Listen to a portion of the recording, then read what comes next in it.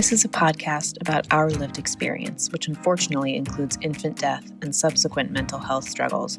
Please take good care of yourself and only listen if this content feels safe for you right now. We'll still be here when you're ready.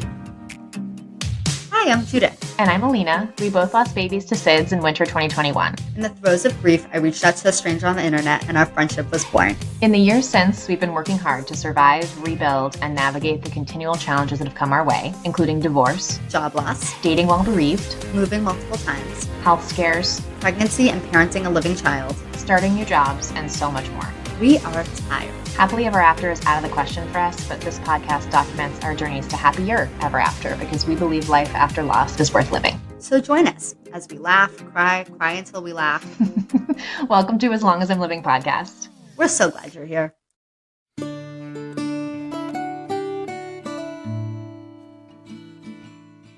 Okay, everybody, today's episode is sponsored by Arthur, a sweet little baby. No. Today's episode is sponsored in memory of Arthur, not by Arthur.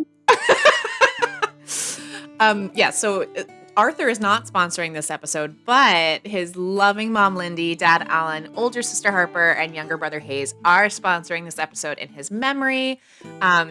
He just celebrated his birthday last week on September 25th. We're a little bit late to wish Arthur happy birthday, but happy belated birthday to baby Arthur. I wonder how old Arthur is because he has a younger brother. So maybe today is, I don't know, maybe this week is his second or his third birthday.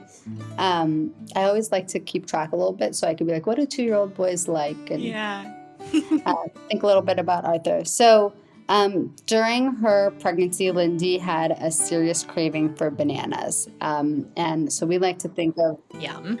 We like to think that Arthur liked bananas, and she really cherishes those special memories. They read a book when I don't know if they read the book while she was pregnant, but I think they read the book after Arthur passed to their daughter, Harper.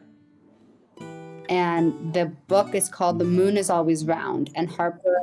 Have you read that book, Judith? That one's not familiar to me. No, but I should. Because Harper said, look, Mommy, the moon is following us. And it reminds her that even when you can't see something, it's still there, just existing in a different way, which is obviously how we think about our children, too. So sweet. Arthur, obviously, he was super loved in the time that they had with him. He lived for 93 minutes. They got to hold him close, tell him just how much he was loved. They wrote on his tombstone, if love could have saved you, you would have lived forever, which is... It's devastating and sad and just so lovely. You know what that reminds me of? That reminds me of Harry Potter. I thought you were going to say it reminds you of As Long As I'm Living, my baby you'll be. Oh, I mean, yeah, but... That's what's on Aiden's tombstone. But you know how in Harry Potter, how his mom saved him with her love? Anyway, that's what that reminds me of. Yeah. And even though Arthur's time on his earth was brief, he continues to be a cherished part of Lindy and Alan's lives and their children, Harper and Hayes, also in their lives. And the moon wait, hold on. They wrote this sentence, so I want to make sure I get it right. The love that surrounds him is everlasting, just like the moon that follows them wherever they go. Thank you so much, Lindsay and Alan, for inviting us to get to know Arthur a little bit. I just had a banana, so I probably won't have another one today, but I will probably have one tomorrow, and I will definitely think of Arthur. Happy birthday, Arthur. Happy birthday, sweet Arthur. Okay, so Lena, you just went on a vacation with your family, with your husband's family. I did. To Wyoming. Yes. You were not able to communicate with me for a week. I mean, not just with me. I mean, it wasn't like you weren't able to communicate with me. You did not communicate for a week. You didn't talk to anybody because you didn't have cell phone reception. You didn't have Wi-Fi. It was crazy. It was crazy. Your mom texted me in the middle of the week. I think we were so lonely. We missed you so much. Your mom was like just checking on you. I think she was like bored. And I would send you voice notes every day of what was going on in my life because I didn't want you to miss anything. Yes, you like live vlogged your day. You were like, today we went to the zoo. This zoo is awesome. That other zoo is terrible. Like today I went to the grocery store and I bought peaches or whatever. I'm on my way to wherever I was going. I'm in the car. This is when I would normally call you.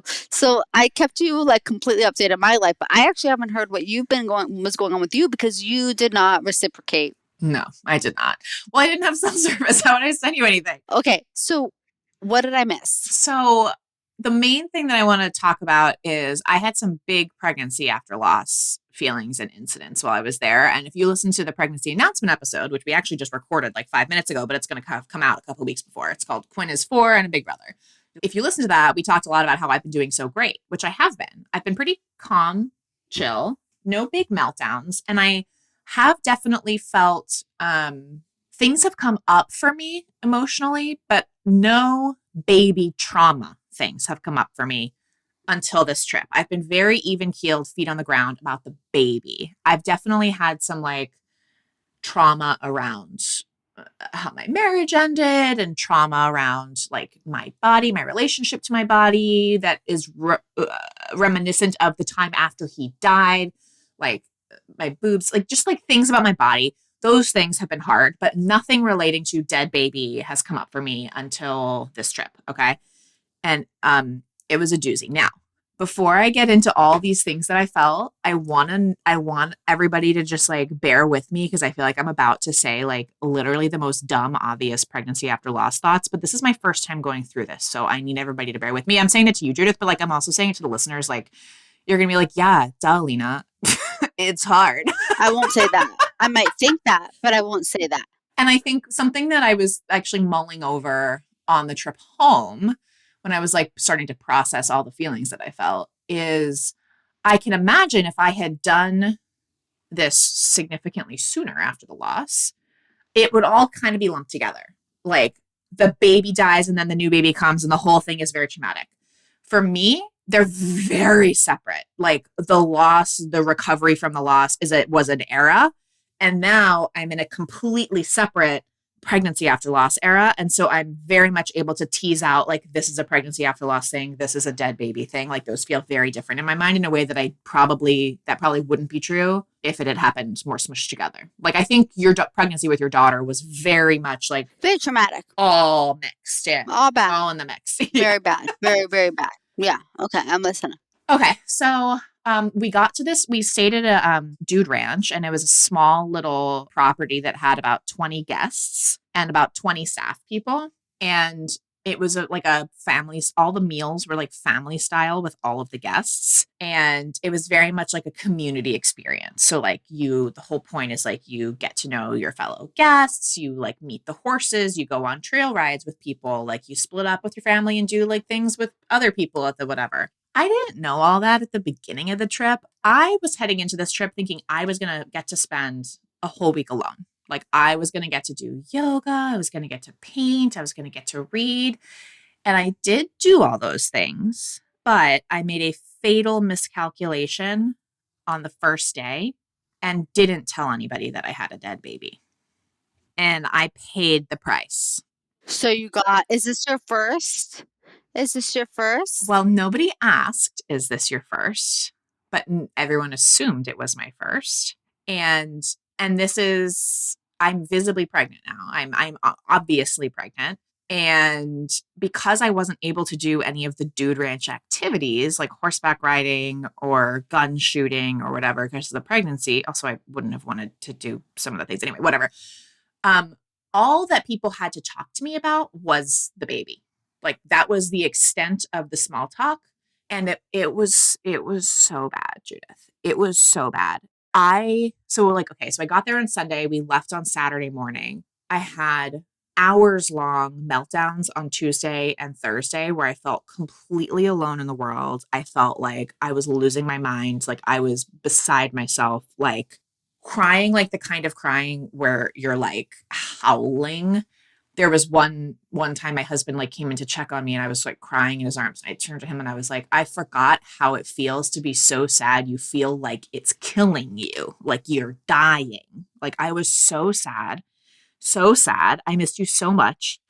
The only thing that brought me any comfort, and I am not just saying this, I had 3 episodes of our podcast downloaded to my phone and I listened to them on repeat. You did? They weren't even good ones. That is the sweetest, most romantic thing I've ever heard. I felt so alone And then I listened to as long as and I'm not just saying this because this is my podcast. Oh my God. I listened to as long as my podcast and I was like, these girls get it. I didn't know that. I know. I wanted to tell you on the podcast because I wanted you to hear it. That is so sweet. It gets me emotional. I Which know. episodes did you listen to? I listened to Long Story Short, I Survived, which was interesting. Wait. You know what's funny? You said these girls get it, but it's you. I know. I know. But literally, like, I wasn't even listening like I was listening to my own story. I was listening to two women whose babies died. And I was like, thank God other people's babies die. Like, I could not, like, do it anymore. So I listened to, let's see. I listened to I Think About You All the Time, which is the one where we talk about, like... Yeah.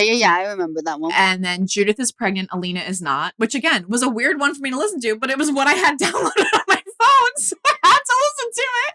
That is so interesting. And I just kept listening and listening because it just felt so good to be in a world in my ears where people have dead children.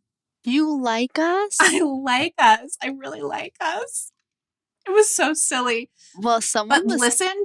Go ahead. I was going to say that I recently was listening to a podcast that was talking about podcasting, and it was like, there's something so intimate about hearing people in your ears talking to you in such a conversational, relaxed manner, doing whatever it is that you're doing. Yes. It's like really easy to feel a sense of closeness because you like really enter the privacy of their world. Yeah.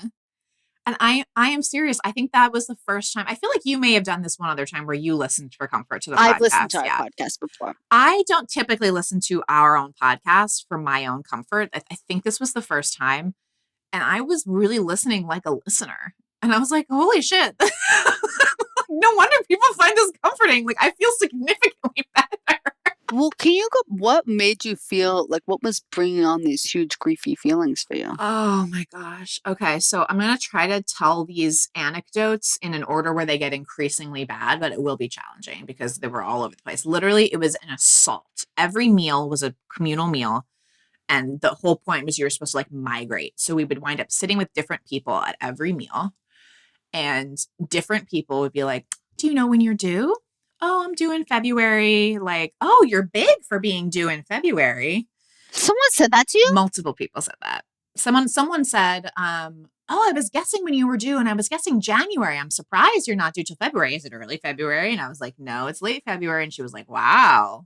And then, of course, that would have been a great opening for me to be like, well, it's my second. But you didn't say anything? So the calculation that I made in the beginning of the week. A bad calculation. I can tell you right now what your calculation was. 1,000% wrong. I was so wrong. I could tell you right now that was bad choice. Mm-hmm. Because you probably thought, well, this is a temporary person. I'm not going to see this person again. So why do I have to like go into it? But you didn't realize that you're going to have to see this person every day. Every day. So it's actually not a temporary interaction. It's a permanent interaction. You've established a relationship. Therefore, you should have told them. Yes. A novice mistake. Novice mistake. An amateur move. Amateur move. For sure. Here were the reasons I didn't share. Okay. I did that calculation where I assumed it was a temporary relationship. I did not have a good concept of the vibes for the week, which were going to be that we were going to be spending so much time together. So in the initial small talk conversations, I didn't share it, thinking I'm never going to see these people again. I'll see them on maybe one meal and that'll be it. Bye. No, every single meal for 7 days. Right. So bad calculation there. I also, and this, what I'm about to say is going to be controversial, out of respect for my in-laws, I didn't want to be all week. I didn't want them to have to field questions about a dead grandchild that's not theirs.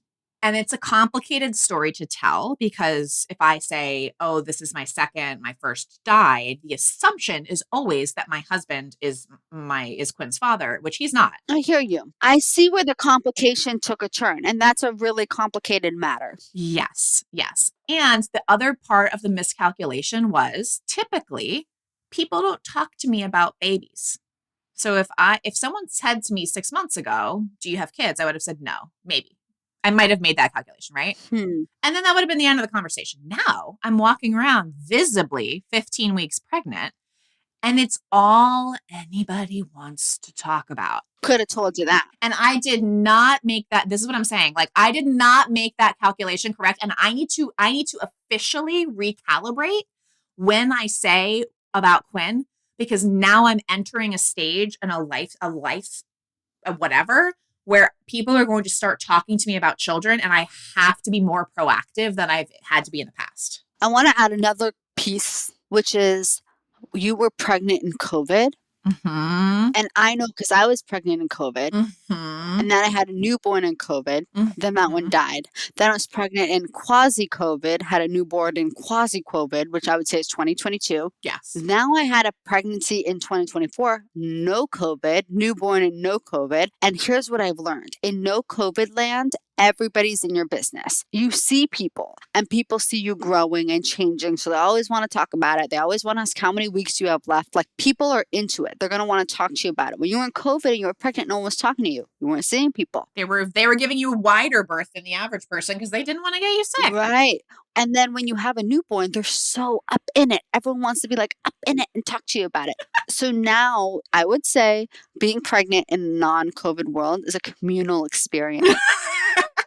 Everybody's got an opinion. Yes. Everybody wants to say, how far along are you? Every woman out there with gray hair wants to say, I did this twice. I did this 3 times. I was pregnant with my daughter Sadie in August. They all want to talk about it. Okay. It becomes like this nostalgic bonding moment between you and the old ladies. Yes. Oh my God, Judith, 100%. And all the ladies, they were old. They were all old. I knew it. They all had 15, 20, 25, 30-year-old children. When I was pregnant in 1985, they all want to talk about it. It makes them feel young. It makes them feel fertile. Listen to this story. This is probably the most egregious story. Listen to this. So this woman, she somehow got seated with my entire family. So it was her and then my in-laws and me. She says to my in-laws, are you excited to be grandparents? She says, do you have any other grandkids? They say no, which it would have hurt my feelings if they had asked my husband if he had other kids and he said no, but I don't care. They don't identify as Quinn's grandparent. They are who they are. That's just not something that is for them. Do you have other grandchildren? No, this is our first. She says, oh, well, my son and daughter-in-law made me take a grandparenting class. Did you know how different it is? They do all this stuff now. They don't let the baby sleep on their stomach. They don't let you put any blankets in the crib. Oh my God. So then what happened? I was literally frozen. Like, if you had looked at me, you would have seen shoulders to ears. Like, I looked at my husband, like pupils, like dilated, whites of eyes. Like, I just was shaking my head at him. I was like, don't say anything. Like, I just wanted to get that out of the conversation. Like, wow. So all 4 of us are just sitting there having this conversation. Well, I wasn't participating. I was in an active trauma spiral. Are having this conversation about how ridiculous it is that millennials with their SIDS, she didn't use the word SIDS, but she was talking about SIDS precautions, how ridiculous it is, and how her son, she didn't do any of that with her son, and he turned out fine. So did you end up saying anything or no? So there were a couple of people that I did wind up saying things to, and then they never talked to me again for the whole week, which was fine by me. Totally fine by me. The other particularly bad story where I was like, as it was happening, I was like, Alina, just say it.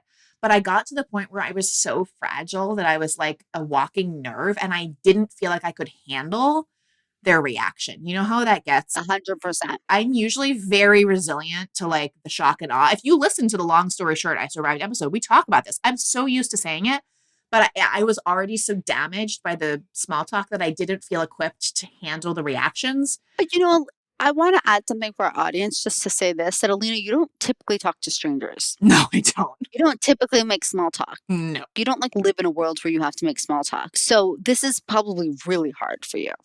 I will say I am someone who is excellent at small talk, typically, but it drains me. Although I don't have a very small talk friendly life anymore, so that is hard. But even before all of that shit, so set that aside. No, but your deal, I mean, like, you were spending a lot of time with, It drains me. yeah, this was hard. Yes.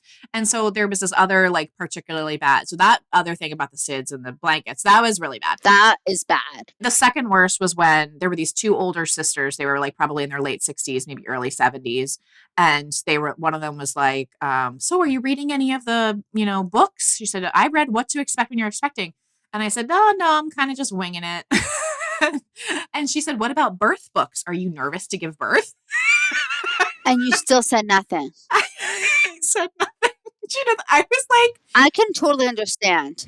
and this is so unlike me. It's so unlike me, which I hope you guys take as evidence as I was unwell. Okay. I was like really, really unwell. I said to my husband, I was like, I feel like I'm walking around like I'm an electric conductor and everyone's just walking around like shocking me and they have no idea that they're shocking me and it's not their fault. Like they're being pleasant. They're talking about something they think is happy for me. And I was just like trigger. Like I'm not even saying like there were like 15 stories a day, like every single piece of, oh my God, this one woman, this was the next youngest people after my husband and I, they had a 4-year-old, a 3-year-old, and they left her at home, first of all. No cell service, no internet. They called her once a day to say hi for 5 minutes, which I couldn't do. No cell service, no internet for an entire week. No judgment to somebody else. But like as I'm like sitting here thinking about my dead baby constantly, she has a baby a child who's the same age, who she's like, oh my God, I'm so relieved to be away from her. She's so annoying. Like talking about how annoying she is. And then she said, are you disappointed you're not gonna be able to do any of the activities? I was like, oh, I don't mind. Like, I'm perfectly happy to sit and read. And she was like, my pregnancy with my daughter was during COVID and I couldn't do anything. Wow. To be like, bitch, so was mine. But I was just like, ow, like wincing and just like limping away metaphorically from every single one of these small talk conversations. Oh, that's horrible. It was so horrible. And the thing that's like the part that I think that I just want to say to like reinforce that I did not make the right decision for me at all. And I'm aware of that. I do think I made the right decision for my in-laws, which you could say, was that worth it? I would say it probably wasn't worth it, but my mother-in-law made a really lovely attempt at comforting me at one point. She said, Alina, Tyler said that, you've been having a really hard time with all the small talk. She's like, I see that people, they want to talk to you about it, but I know it must be really hard for you. It seems like all you're getting is small talk about the baby. She's like, that must be really hard. And I said, yeah, earlier in the week, I made the calculation not to say anything. And now I'm really regretting that. And she said, oh, you shouldn't have said anything. Okay, but you know what? Okay, here's what you could have done. And I'm only saying this not because I think that you should have done it, but I'm just like thinking from the audience perspective, Yeah. like what would I have said? Like with Yes. hindsight, what I might have done, because I have been in that situation before, because I've been pregnant a couple times, and I one time went to Hawaii after when I was pregnant with my daughter, and I was probably the same amount pregnant. Mm-hmm. Everyone was fucking talking to me about this baby. One thing that I have done in the past is I'll just be like, oh, I don't want to talk about it. I don't want to talk about it. It makes me nervous. I'm like super superstitious. Or I'll say like, I can't talk about it. It stresses me out. Like I'm just going to deal with it when it gets here. And I feel like I'll just make it clear, like, I don't want to talk about it, or I'll redirect the conversation. Like, this is just what I would say to somebody who is listening, like redirect the conversation to the person and be like, ugh, I can't talk about this pregnancy anymore. Like, tell me about XYZ. XYZ. So see, this is why I wish that I could have talked to you. Tyler, actually, my husband at one point was like, Alina, I'm going to take the phone from the kitchen and bring it so that you can talk to Judith. Like he knew I needed to talk. Like I needed to talk to you. Yeah. And I was like, Tyler, the kitchen phone line is on a spinny cable cord. I'd have to sit in the kitchen and talk to Judith about my dead baby. Like, I was like, I can't do that. Like, I'm strapped here. I feel like, though, that I would have been so honored, but I also... Oh, my God. You would have helped. Because even just what you said just now, like, I should have just been like, oh, I don't want to talk about it. I should have just said I don't want to talk about it. But I was just not... I was... Yeah, you just you spiral. I completely spiraled.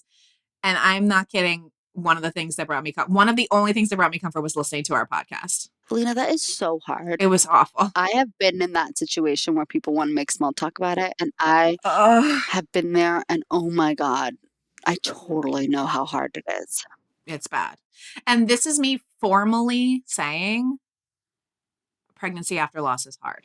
It's really hard. The other thing that was so like all of this was so triggering that I was very triggered in my brain about everything. So then I got on a whole trigger spiral about this baby dying, which was not where my brain has been with this baby. I was thinking to myself, I'm like, okay, I'm in Wyoming. If I miscarry and I give birth to this 15-week fetus on the toilet, how am I going to get this fetus's remains home? Do I have to check them? Am I allowed to check them in the bag? Should I bring them in my carry-on? I mean, this is where my brain was. I was at, how do I bring the fetal remains back to Massachusetts from my Wyoming? That is where I was mentally. I totally relate. And I totally know how exhausting those conversations are. And you know what else I'll say? Lying is exhausting too. This dance is exhausting where you like want to give a truthful-ish answer. Yes. So someone will be like, are you nervous about birth? And you'll say something like, no, that's not what really scares me. And then they'll tell you their birth story and their horrifying birth story. And then you think to yourself, like, well, should I say, like, last time it took 12 hours, so I'm guessing it'll probably take less. So you probably say something like, you like sit there having this whole conversation. The person's telling you about their traumatic birth, and you're like, okay, how am I going to respond? And so then you say to yourself, like, you're like, nod, smile, laugh. Judith, are you laughing? Oh, okay, ha ha ha. And then, that part was supposed to be funny. Ha ha ha. Yeah, ha ha ha ha. And then you tell yourself, okay, the person's done with their story. Like, what am I going to say next? What are you going to say next? Let's switch the conversation.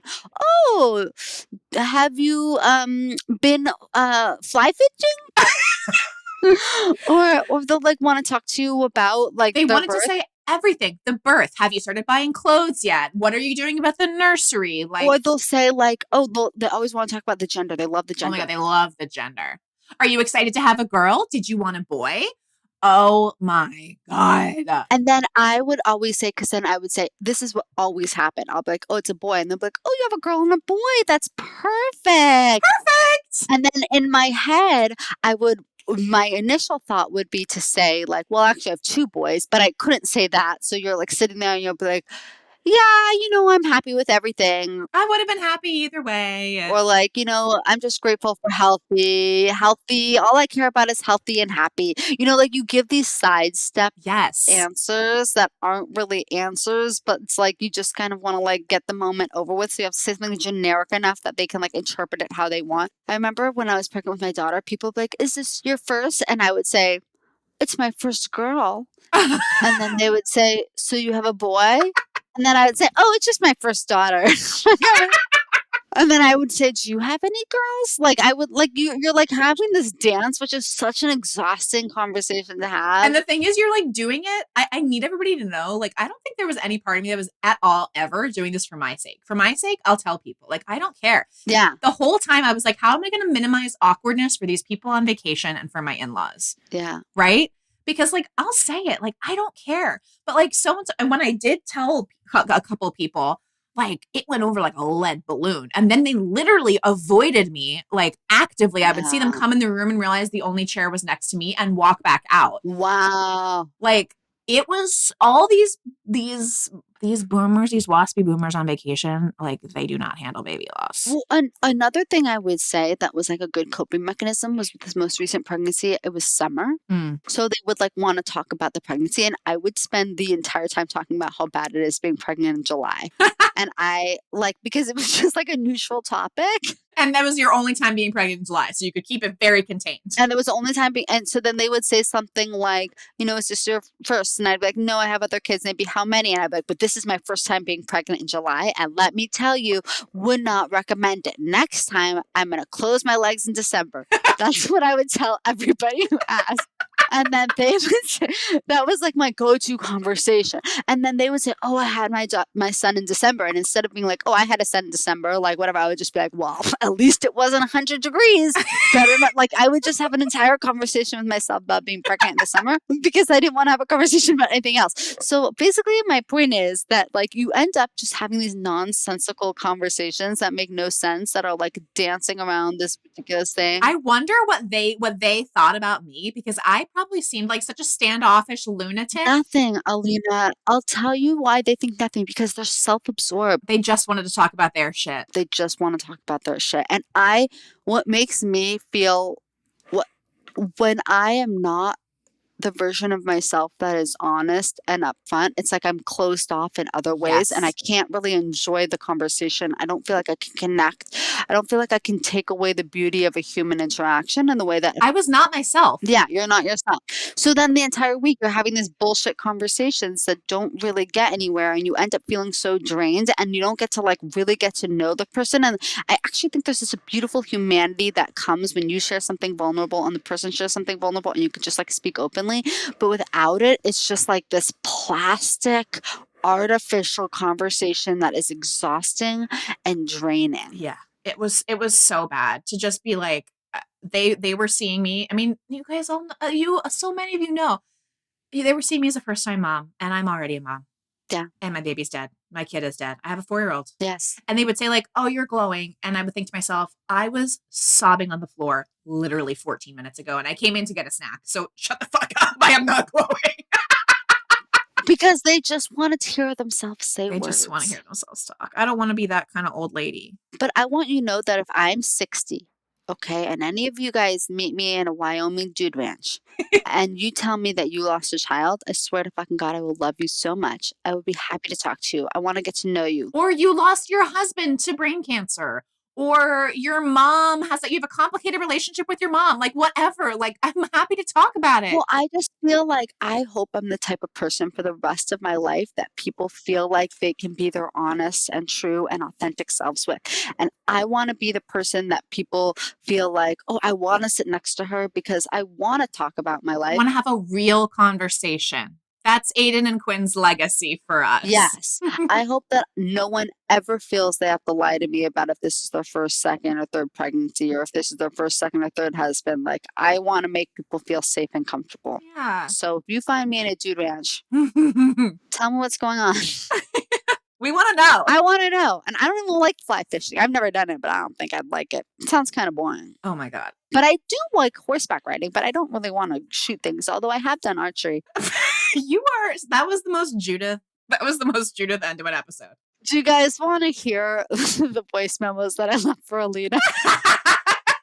Yes. We'll close it out with one of them. Let's see what I said to you. Hold on.